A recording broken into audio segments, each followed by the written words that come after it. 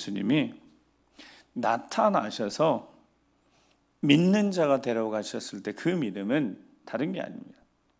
예수님의 이름의 뜻이 임마누엘이시니까 항상 함께함을 믿고 살아가라는 겁니다. 항상. 그래서 우리 안에 거하시면서 우리 생각에 그대로 반응해 주실 수 있는, 우리가 여쭈면 그대로 대답해 주실 수 있는 그런 형태로 육의 몸을 가지고 계실 때는 그야말로 곁에 계셔야지 곁에 계신 거였지만, 함께 한다는 단어가 물리적으로 옆에 계셔야지, 말씀을 하시든 같이 식사를 하든 옆에 계셔야지 함께 하는 거였지만, 함께 하는 방식이 달라졌다는 것을 믿으라는 말씀입니다. 뭐가 달라졌다고요? 함께 하는 방식이 달라진 겁니다. 곁에 계시지 않습니다. 돌아가셨으니까.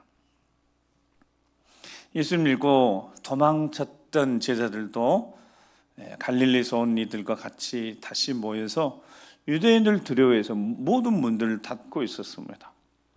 예수님이 부활했다는 소식을 복음서 정리해보면 듣긴 들었지만, 심지어 빈 무덤임을 확인까지 했지만 확신이 없었습니다. 왜냐하면 예수님이 다시 살아났다는 것을 그들이 아직 보지 못했으니까요.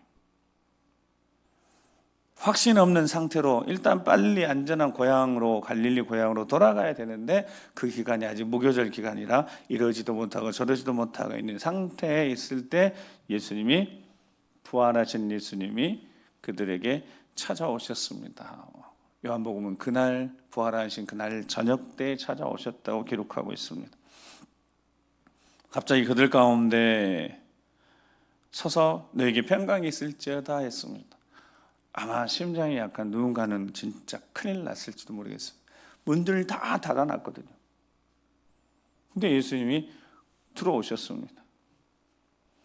평강이 있을지어다. 얼마나 놀랐겠습니까? 근데 찾아오신 이유를 말이 아니라 행동으로 보여주십니다. 그래서 손에 보여주시고 옆구리 이렇게 옷을 들어서 그 옆구리 상처를 보여주셨습니다. 손, 발은 그냥 보이니까요. 손발 보여주시고 또 옆구리까지 보여주셨습니다. 제자들이 보고 기뻐했습니다. 왜냐하면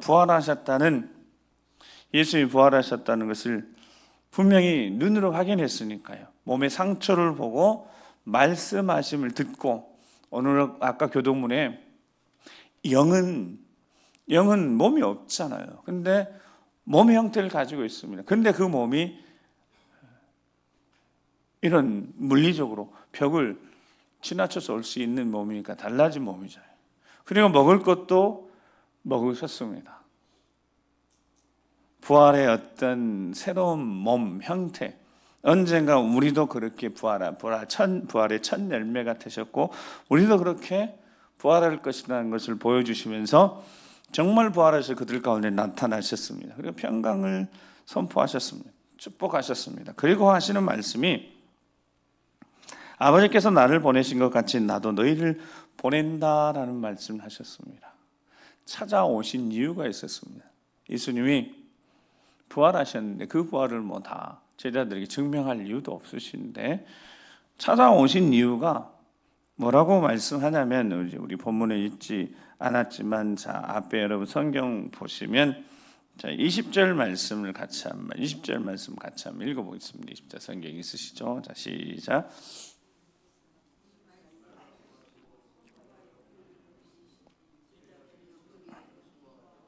21절 시작.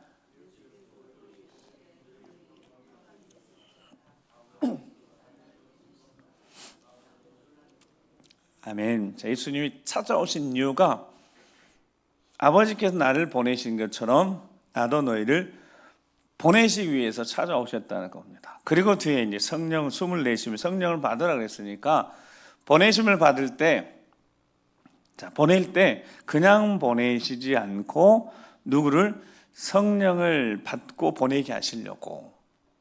이것이 마태복음 10장에는 그런 의미잖아요. 제자들을 전도훈련 보내실 때 그들이 권능을 받았습니다.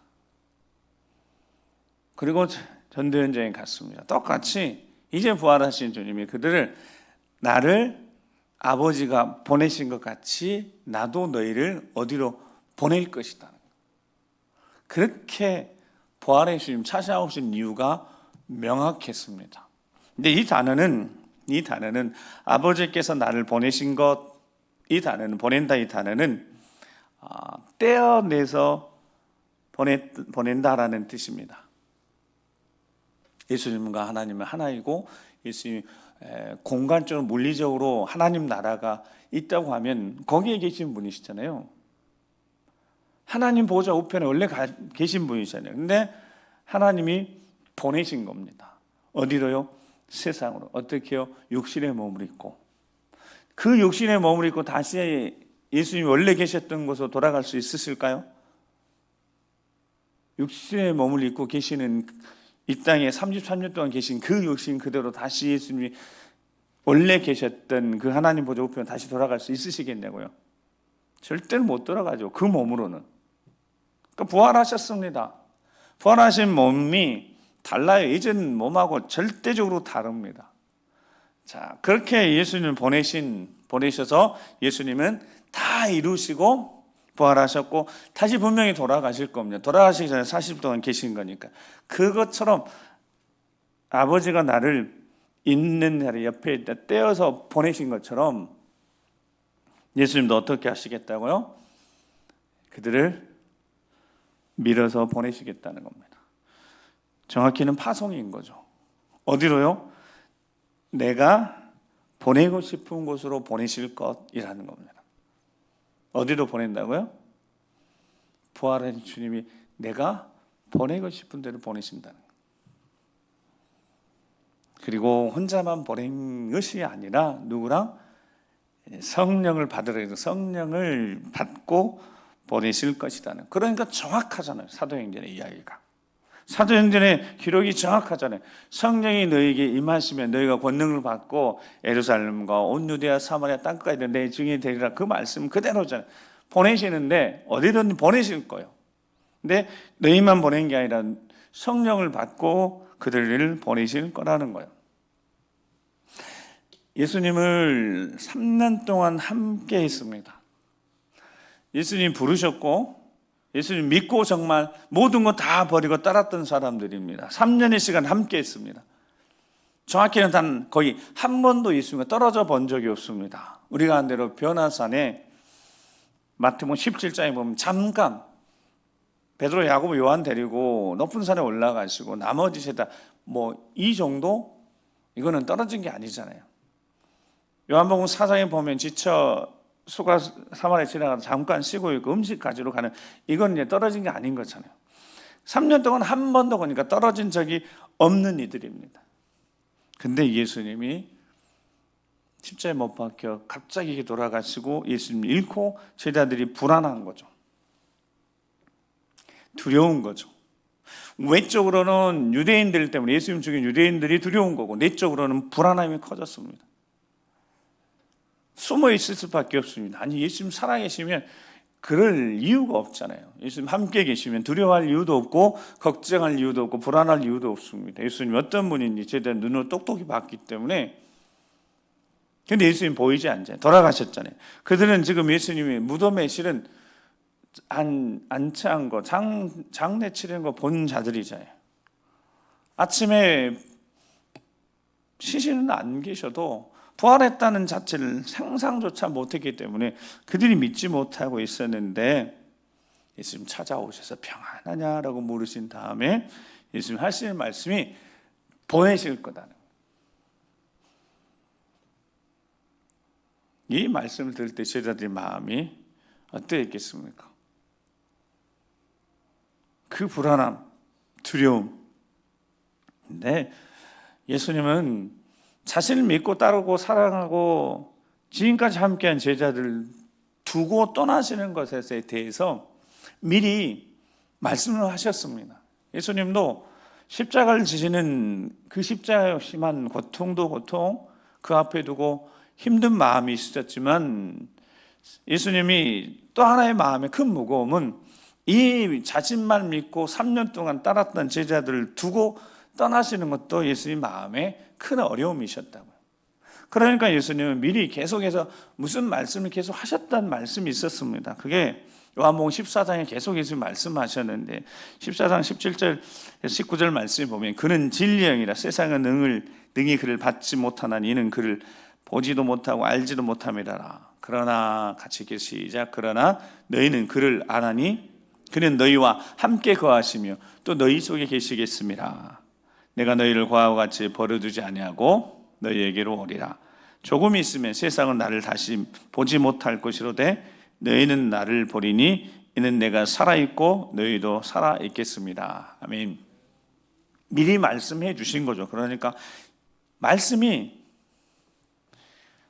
생각나서 제자들을 불안함과 두려움 가운데 붙잡아 줘야 되는 이 말씀을 제자들이 기억 못하고 있는 거예요. 근데 예수님 분명히 말씀하셨습니다.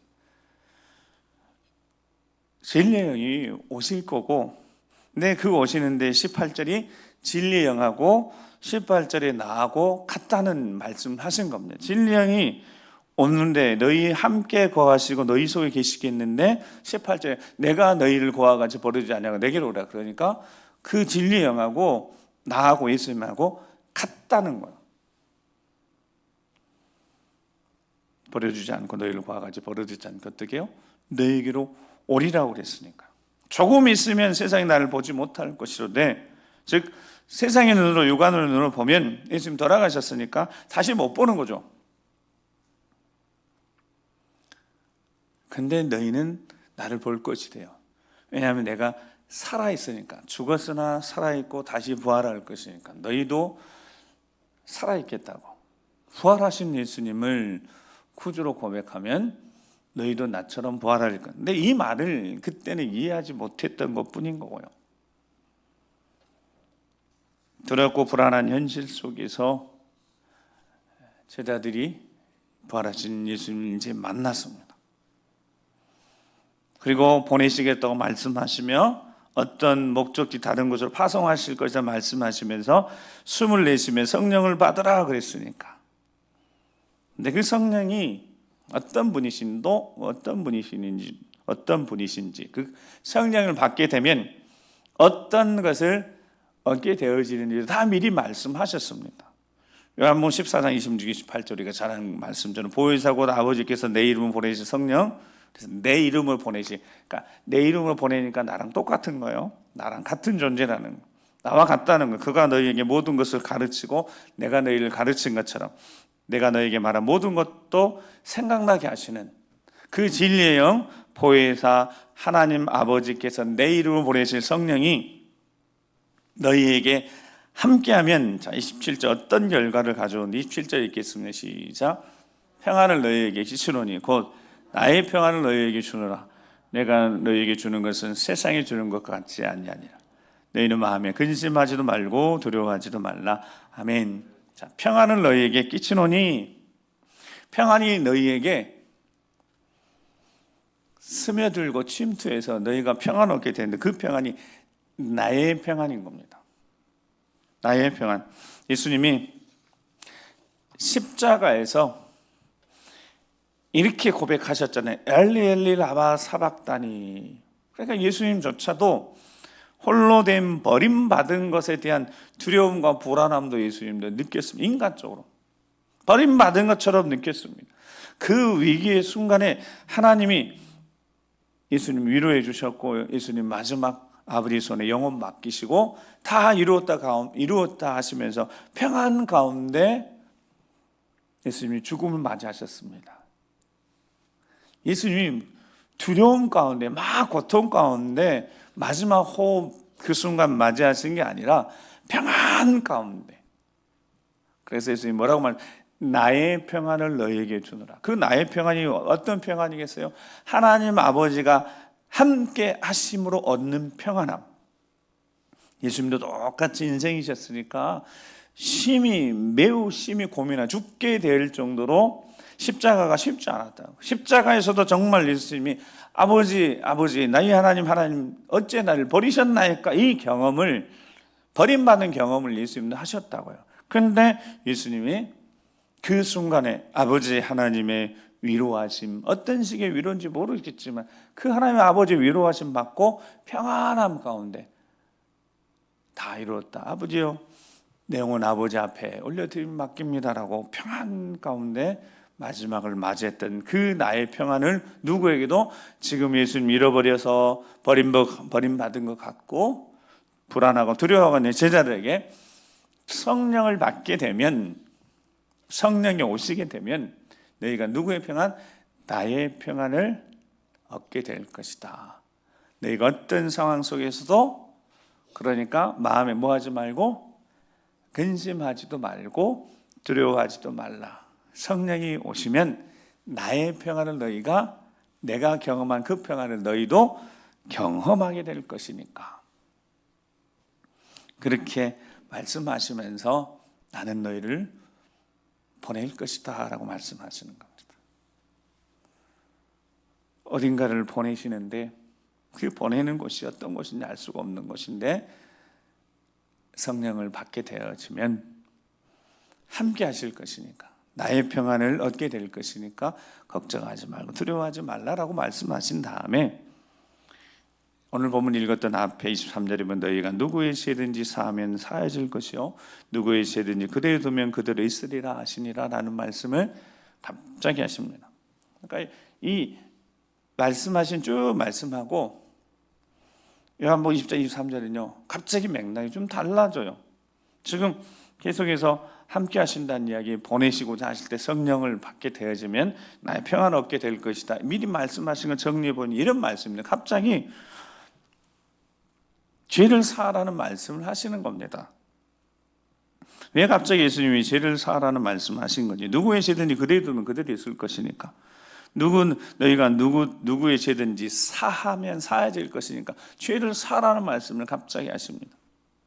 이게 생각 흐름, 논리적 흐름으로 맞지가 않아요. 갑자기 생뚱맞게 이 말씀 지금 하시는 겁니다. 왜 그 말씀을 하셨을까요? 중요한 이야기 하시는 겁니다. 자, 어디를 보내시겠대요. 성령을 받고 나면 평안을 얻게 되고, 성령이 존재 방식이, 함께하는 방식이 달라져서 함께해서 보내실 것인데, 어딘가를 가게 될 것인데 마치 가기 전에 무슨 문제를 하나 해결하고 가는 것처럼 말씀하시는 겁니다. 내가 너희를 보내기 전에 한 가지를 해결하라는 거예요. 딱 말씀이 떠오르죠. 마태복음 5장 23절에 너희가 예물을 드리려고 성전에 이렇게 가다가 형제에게 뭐가 생각나요? 원망 들을 만한 일이 생각나거든. 어떻게 하라고 그랬어요?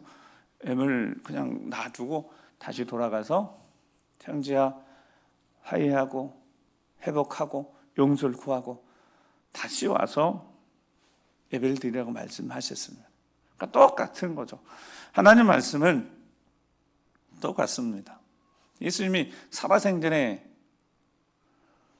산상수훈에서 말씀하신 말씀이라면 이제는 부활하셔서도 똑같은 말씀하시는 거예요. 누구의 죄든지, 그러면 여기서 누구의 죄를 사하면 사하질, 그 누구의 죄가 누구이겠습니까? 제자들 사이에 가룟 유다에 대한 원망과 원성이 계속 커진 상태입니다. 누구 때문에 예수님 죽었으니까요? 가룟 유다 때문에 죽은 거죠. 예수님 팔아 넘긴 가룟 유다, 도저히 용서할 수 없는 겁니다. 그런데 더 용서할 수 없는 것은 그가 스스로 목숨을 끊어버렸어요. 아니, 가룟 유다를 만나서 이놈을 잡아다 놓고 음신 두드러 패놓고 너 어떻게 그럴 수 있냐고, 너 어떻게 예수님 팔아 넘길 수 있냐고, 그 돈 때문에 어떻게 주님을 팔아 넘길 수 있냐고 좀 욕이라도 하고 아니면 좀 두드러 패서라도 이 마음속에 좀 분노를 해소를 해야 되겠는데 가룟 유다가 스스로 목숨을 끊어버렸어요. 국률이 여기는 마음이 들기 전에, 여러분 같으면 가룟 유다에 대해 국률이 여기는 마음이 들겠습니까? 스스로 목숨을 끊었다고 해서. 제가 아무리 생각해봐도 가룟 유다에는 그런 마음은 들지는 않을 것 같아요. 좀 진짜 잡아서 물어보고 싶어요. 도대체 무슨 생각으로 예수님 팔아 넘겼는지, 예수님 너한테 도대체 뭘 어떻게 해서, 무슨 예수님 잘못을 해서 예수님 팔아 넘겼는지 따지고 좀 가룟 유다에게 화를 낼 만하지 않겠어요? 예수님이 이렇게 말씀하시는 거죠. 내가 부활했으니까 더 이상 마음속에 정죄의 마음을 품지 말라는 겁니다. 예수님 십자가의 죽음으로 끝났다면 그럴 수 있어요. 그 악한 이름 잊지 말아야 돼요. 그 악행 잊지 말아야 돼요. 두고두고 그 악한 이름 기억하고 저주해야 하는 것이 맞지만 예수님 부활하셨잖아요. 죽음 이기고 부활하고 승리하셨으니까 더 이상 마음에 정죄한 마음 품지 말라는 거예요. 여기 다 용서해 주고 사해 주라는 거예요. 왜냐하면 용서하는 삶이 승리와 응답의 삶이기 때문에 그렇습니다. 반대로 용서하지 못하고 마음속에 미워하는 마음을 가지고 있고 정죄하는 마음을 가지고 있으면 삶의 사례가 계속해서 사탄에게 누락질 당할 수 있으니까 영적인 의미로 용서하는, 여러분 예수님 부활하셔서 지금 찾아오셔서 이 말이 그냥 하시는 말이겠어요? 얼마나 중요한 말이겠어요? 이거 절대 흘러들이면 안 될 말을 지금 예수님께 하시는 거죠. 내 마음속에 아직 뭔가 누군가에게 정죄하는 마음 품고 있으면 그 삶에는요, 그 마음은 사탄이 노략질하기가 너무 쉬운 마음인 겁니다. 사하라고, 용서하라고, 마음속에 붙들고 있는 마음들, 생각들 그냥 흘러떠내 보내라고. 이에 대한 예수님의 말씀이 정확한 말씀이 있습니다. 마태복음 18장 18절 22절 말씀에 보면, 잘하는 대로 18절 말씀 보면, 자, 천국 열쇠에 대한 얘기, 우리가 좋아하는, 너희가 땅에서 매면 하늘에서 매이고 땅에서 풀면 하늘에서 풀리리라.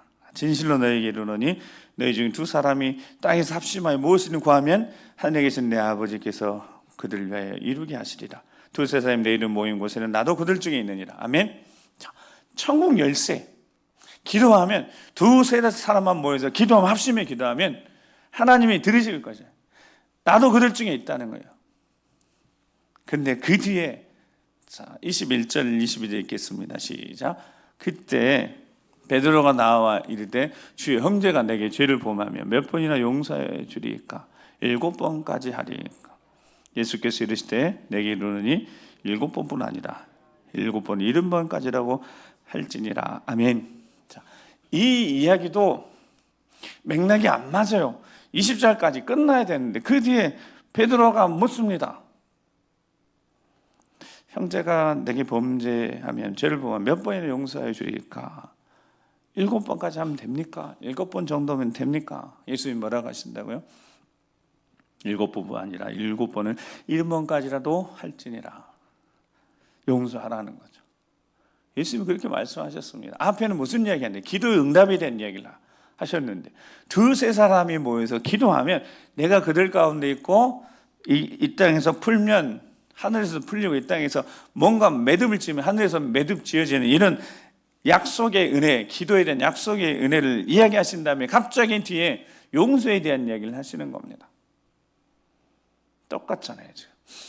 예수님이 말씀하시고 약속하신 그대로 용서의 삶이 승리와 응답의 삶이라는 것이 분명합니다. 이게 아무것도 별로 상관이 없는 것 같아도 마음속에 미워하는 정죄한 마음이 있으면 이건 기도가 막히는 겁니다. 응답이 안 되는 거예요. 예수님이 마지막 제자들에게 나타나셔서 이제 제자들 떠나보내시려고 하는데 성령이 오실 것이고 함께 하실 것이고 능력도 주실 것이고, 그런데 그들 가운데 미워하는 마음, 정죄하는 마음이 있으면 안 된다는 거예요.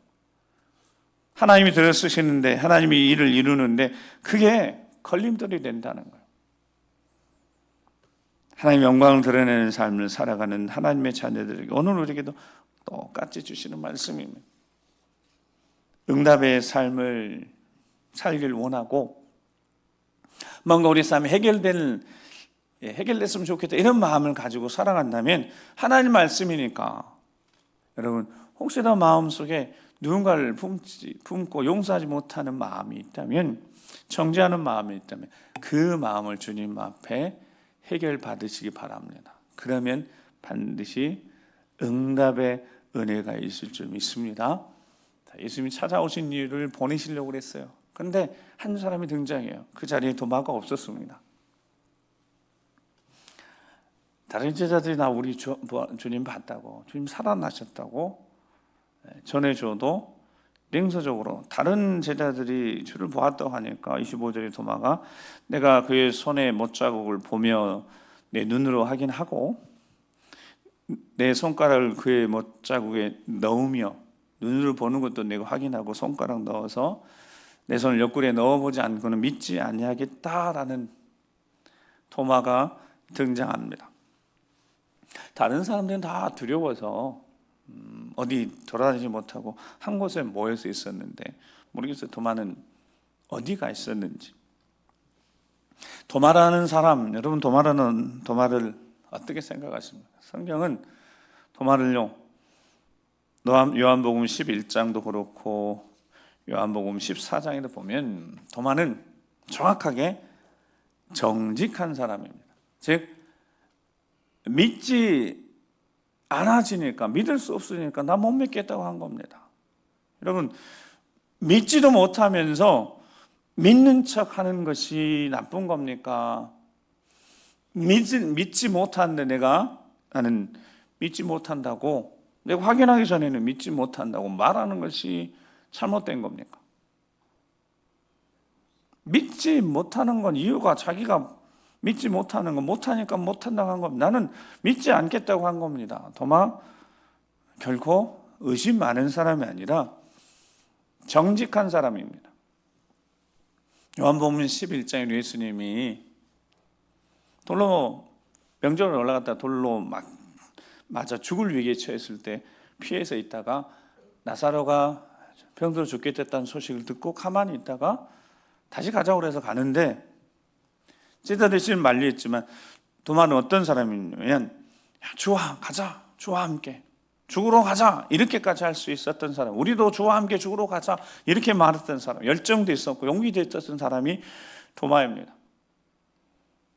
요한복음 13장 14장 그치면 14장에 예수님이 근심하지 말고 하나님 나를 믿으라, 아버지 집에 거할 곳이 많도다, 그렇지 않으면 너에게 일렀으리라, 그렇게 하고 내가 어디를 가든지 그 일을 너희가 알리라 그랬을 때 요한복음 14장 5절에 도마가요, 주여 주께서 어디로 가시는지 우리가 알지 못하겠거늘 그 일을 어찌 알겠사옵나이까. 모르면 모른다고 대답하는 사람. 여러분, 이게 의심이 있는 사람입니까? 의심 많은 사람이 아니라 모르면 모른다고, 믿지 못하겠으니까 나 믿지 못하겠다고 한 사람, 그 사람이 도마입니다. 속으로 셈하지 않는 사람, 정직한 사람, 꼭 나다나엘과 같은 사람입니다. 에이, 어떻게 나사렛에서 갈릴리에서 어떻게 선한 것이 나냐고. 정직한 사람, 그 사람이 도마입니다. 믿을 수 없다고 한 게 잘못된 건 아니잖아요. 이틀, 하루 이틀, 3일 지나가고 기다림의 한계 5일 지나가고 7일 지나고 8일째 다시 예수님 찾아오셨습니다. 그리고 평안을 축복한 다음에 오늘 27절에 도마에게 직접 다른 제자를 위해서 도마 찾아오셨으니까 도마 내 손가락에 이리 내밀어 내 손 보고 확인해보고 눈으로도 확인해보고 손으로 옆구리 넣어보라. 자, 그리고 어떤 자가 되라고요? 믿음 없는 자가 되지 말고 믿는 자가 되라. 정직한 겁니다. 믿음이 없어요. 보고, 여러분, 근데 문제는 보고 믿지 않았으면 도마가 진짜 문제 있는 사람이죠. 보고 도마가 뭐라고 고백했습니까? 28절에 자, 시작. 아멘. 도마가 이상한 사람이 아니잖아요. 보고 고백하잖아요. 보고도 안 믿는 게 문제지, 보고 믿고 고백했으면 나의 주님이시여 나의 하나님이십니다, 이렇게 문제 없습니다. 도마가 문제가 솔직한 사람인 거죠. 여러분, 예수님이 왜 도마에게 찾아오셨냐면 이유는 하나라고. 제자를 왜 찾아오셨다고요? 보내시려고, 어디론가 보내시려고, 예수님이 가시고자 하신 그곳으로 보내시려고, 성령 받아서 이제 그들 보내시려고. 그런데 믿음 없는 상태로 가면 안 되기 때문에, 믿음 없이 파송하면 안 되잖아요. 믿음 없이 가다가요 실패보다 더 무서운 결과를 얻게 되어집니다. 그게 뭐냐면 실패자로 살아가는 위험을 그래서 미리 방지하기 위해서. 그래서 요한복음 21장에 베드로 찾아오셨죠. 실패자로 살아버리는 것이 얼마나 두려운 건지. 여러분, 실패자로 살면 안 되니까 찾아오신 겁니다. 도마도 마찬가지고 우리에게도 마찬가지예요. 우리를 세상에 보내시고 어디로 보내실 때 우리를 찾아오셔서 우리에게 믿음을 갖게 하신 이유는, 여러분, 믿음으로 가다가 실패하면 다시 일어나 도전하면 됩니다. 실패할 수 있습니다. 믿음을 가지고 있어도 실패하니까. 마가복음 저자 마가라는 요한은 바나바와 바울과 함께 전도여행 갔다가 바빌론에서 돌아갔다고 포기하고, 그가 믿음이 없네, 믿음이 씨 같지만 실패했습니다. 근데 다시 그가 돌아와서 다시 회복하고 하나님의 은혜로 마가복음을 쓴 저자가 됐습니다. 그래요, 실패할 수 있는 겁니다. 그런데 사탄은 속여서 실패자로 만드는 겁니다. 베드로를 그랬고 도마를 내버려두면 실패자로 사는 거죠. 믿음이 없는 상태로 하나님을 감당하다가 안 될 때 하나님 원망하고 스스로 실패자가 되는 거 사탄이 기뻐할 일입니다. 그렇게 되지 않도록 찾아오신 겁니다. 그렇게 되지 않도록 예수님이 붙드신 겁니다. 믿는 척 하는 것, 믿지 못하면서 믿는 척 하는 것은 정직하고 진실하지 못한 겁니다. 내 안에 성령께 절대 그렇지 않은 거, 못 믿으면 못 믿는 거죠. 믿고 가야 되기 때문에, 믿고 나아가 실패하더라도 다시 일어서서 또 다시 예수 그리스도의 이름으로 나아가 승리할 수 있는 자들이기 때문에 믿는 자에게도 실패는 있을 수 있습니다. 사탄은 실패자로 만드는 거예요. 너 실패했잖아. 너 하나님 버렸잖아. 도마, 그 자리에 없었는데 여러분 안 나타났으면 어떻게 되겠습니까? 도마가. 예수님 48일 만에 안 나타나셨으면 도마가 어떻게 됐겠어요? 도마는 그 일 이후로 달리기 시작했고, 그 다음부터 도마가 달리기 시작했습니다. 보내시는 곳 가고자 달리기 시작, 인도까지 왔고 심지어 우리나라에까지도 왔습니다. 나중에 다시 한번 말씀드려요. 도마가 우리나라에까지도 왔습니다. 어디로 가시든지 도마가 순종하여 달려왔던 겁니다. 사랑하는 성도 여러분, 믿음은 보고 믿느냐 보지 않고 믿느냐 이게 중요한 게 아니에요. 실은 믿는 자가 되는 게 중요한 것 아니겠습니까? 예수님이 뭐라고 하셨어요? 본고로 믿느냐 보지 않고 믿느냐 복되다고 하셨습니다. 근데 왜 그렇게 말씀하셨냐면, 믿음의 크기나 어떤 능력, 믿음의 역사는 우리에게서 결정되는 게 아니라 그 믿음과 함께 역사하시는 우리 주님이 주체가 되시고 우리 주님의 능력인 것이고 우리 주 예수 그리스도의 권능인 것이니까, 믿는 자로 믿고, 아니 보고 믿는 자나 보지 않고 믿는 자나 똑같이 믿음의 역사는 같이 다를 리가 없지 않겠습니까? 믿는 자가 되라고 하신 이유, 다시 처음에 제가 뭐라고 말씀했냐면, 하나님에 대한 어떤 성경에 대한 지식적인 믿음이 아니라 항상 함께 하신다는 그 믿음. 어디를 가든 무엇을 하든 어디를 보내실 거든 걱정 없이 그냥 함께 하실 그 믿음. 그 믿음을 우리에게도 갖기를 원하시는 겁니다. 임마누엘 이름, 항상 함께 하시는 거예요. 존재 방식이 달라졌다는, 예전에는 같이 계셔야 됐죠. 이제는 내 안에 계시니까 어딜 가든 무엇을 하든 어떤 생각을 하든 모든 순간 실시간 우리 함께하고 계신다는 그 믿음이 있어야지 사탄의 속임에 속지 않고 실패자로 절대 살지 않고 실패할 수도 있어요. 근데 다시 주님이 힘주시고 위로하시고 용기 주시면 전진하는 거 아니겠습니까? 이번 한 주간 우리 다시 한번 철저하게 믿는 자로 살아가시길 바랍니다. 항상 함께 하십니다. 그러니까 항상 물을 수 있고 여쭐 수 있고 항상 능력 힘입어 살 수 있으니까 여러분 평안하지 않습니까? 나의 평안을 너희에게, 나의 평안을 우리에게 주셔서 그 평안 가운데 우리 모두 다 승리하길 주의 이름으로 축복합니다. 기도하시겠습니다. 우리 함께